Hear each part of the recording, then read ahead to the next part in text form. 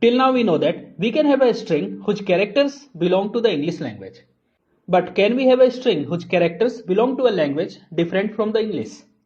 Yes, we can have that. Namaste everyone, I am Gyan and you are watching the session 18 of Java and Web, String API in Java.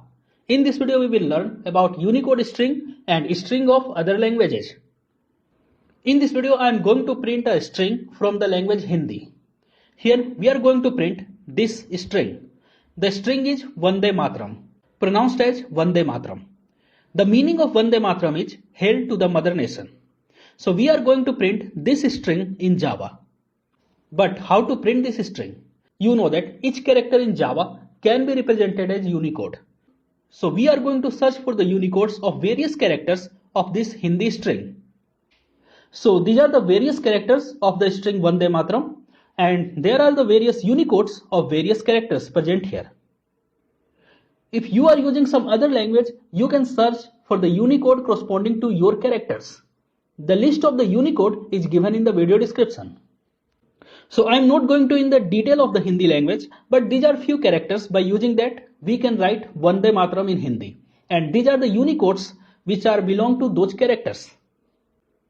Now this is the program which will print Vande Mataram. Here we have the Java file first.java. In the first.java we have the class first. In the class first we have the method main. In the first statement of the method main, we are just skipping a line. We are just leaving a line. Then in the next statement, we are creating a reference variable of type string which stores reference of this string. And you can check here, we are using here various Unicodes. If you don't know about Unicodes, I already have discussed in the previous sessions. The link of that video is given in the video description. So here I am using various Unicodes of various characters which is present in the string Vande Mataram. You can check here, all the Unicodes are present here. And all the Unicodes I am using here followed by the /u. So /u, the Unicode of the first character, the /u, Unicode of the second character, the /u, Unicode of the third characters, and so on. From here to here, it belongs to Vande, and from here to here, it belongs to Mataram. Or you can directly use the Hindi font in Java. If your language belongs to the Unicode, then you can use your language directly in Java. Hindi belongs to the Unicode. That's how we can use Hindi directly in Java. So we can also directly create a Hindi string.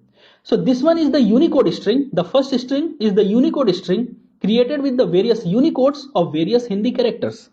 And in the second case, we are creating a new string with Hindi alphabets.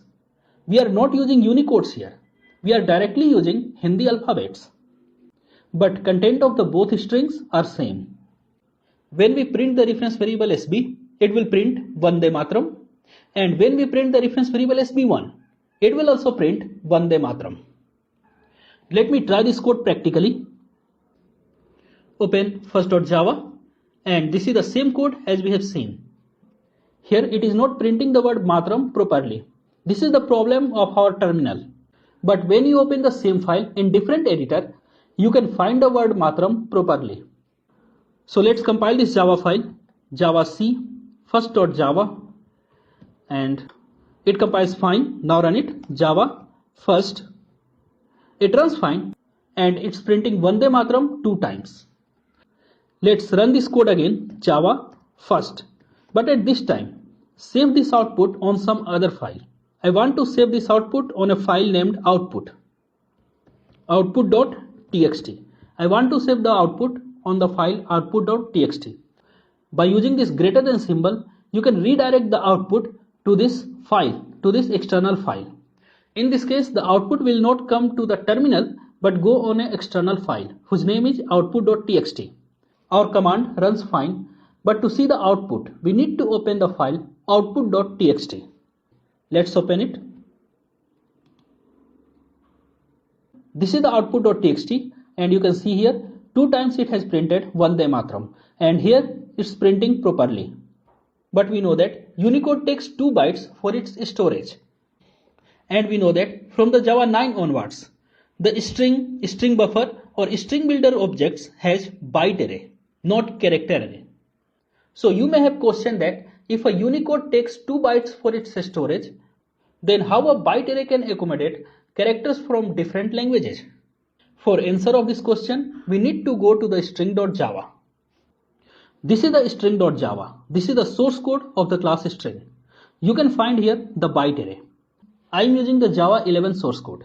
If you are using the Java 8 source code or lower versions, you can find here the character array. But since this is the Java 11, I can find here the byte array. If this is the byte array, then you can find another field here, the field coder.